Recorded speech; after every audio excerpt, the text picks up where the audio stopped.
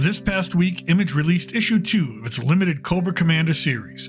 This second offering from Image picks up in southern Florida and opens with a grisly scene. We find ourselves observers inside the Dreadnok cabin, somewhere deep in the Everglades. Instruments of torture and pain litter the tables and floor, and by the looks of the pooled blood, some have been used very recently. For two unfortunate arms traffickers, they find themselves in the company of Buzzer and Ripper, two of the founding members of the Dreadnoks. As well, these are not your Saturday morning cartoon Dreadnoks either. There is a distinct Texas Chainsaw Massacre vibe with these two, especially when Buzzer uses a chainsaw to slaughter one of the traffickers, and he does it with glee. The remaining hostage gives in and tells Buzzer what he wants to know. Buzzer said he would give him a ride home if he complied, and Buzzer is a man of his word. He and Ripper chain the poor man to the back bumper of their vehicle, the Thunder Machine, and they proceed to give the man a ride home at a high rate of speed. The ride does not last long. At that speed, there's no protection. This second hostage is torn to pieces as his carcass is dragged violently against the rugged terrain. It is clear that this territory belongs to the Dreadnoks. We cut away from the inner swampland to the tourist entrance to the Everglades National Park. Cobra Commander, still dressed in formal blue with his helmet and chrome mask, wanders through a crowd of tourists. At one point, he reaches out to steal a drink from a child, but is stopped by his escort, the Cobra-La grunt. They argue back and forth as the grunt reminds Cobra Commander that these are his people and that he should understand their ways. Cobra Commander snaps back that they are all fools and that the chaos they bring is disgusting, that they need to embrace order. The grunt questions Cobra Commander as he cuts through a chain-link fence. The commander states that the Energon source he is tracking is in that specific direction. The grunt reminds the commander that they must not be seen or attract attention. The commander reminds the grunt that the only thing slowing him down are these unnecessary questions. This argument triggers a memory in the grunt, letting us see how Pythona helped to mutate and transform him into the soldier he presently is, and that, as painful as that transformation was, he needed to be awake for it, to understand its importance. Once again, the grunt explains how Globulus and others do not believe the commander is capable of being loyal to Cobra-La when he himself is so personally ambitious. The commander and the grunt escalate their argument to the brink of physical violence, the commander ordering the grunt to go away and the grunt refusing to leave his post. At that moment, a national park officer makes himself known, explaining that the commander and his companion are in the part of the Everglades not open for tourists, especially ones dressed like they are.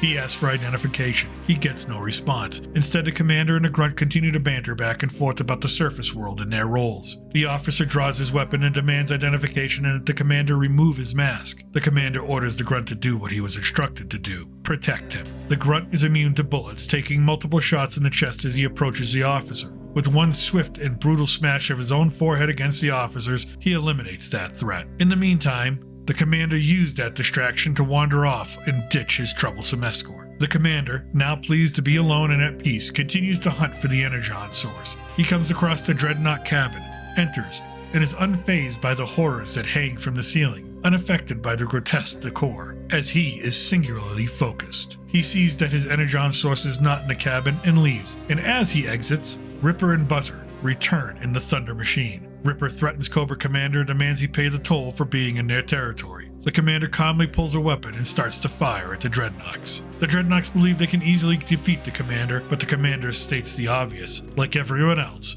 Ripper and Buzzer underestimate him. The commander uses an explosive device that disintegrates the Thunder Machine, much to Ripper and Buzzer's surprise, and the commander uses this explosion as cover to slip away once again. But before Buzzer and Ripper can pursue, Zarana arrives and stops them from entering the part of the swamp that is off limits, even to the Dreadnoks. Zarana states that no one who goes in that part of the swamp will ever come out alive. And besides, it is time for a family meeting, and the three of them must attend. Our next panel is that of Cobra Commander, hiking through the swamp, following the signal of the Energon, talking to himself about his greatness and how he will show everyone, once he succeeds, just how valuable he really is. A noise distracts him. He calls out, wondering if it is the Cobra-La escort finally catching up to him. He is wrong. He steps forward and falls into a watery hole, sinking towards the bottom. However, he is still not alone. This water is filled with hungry and powerful gators. Issue number 3 will pick up here in late March as we continue the journey of Cobra Commander and the beginnings of his organization.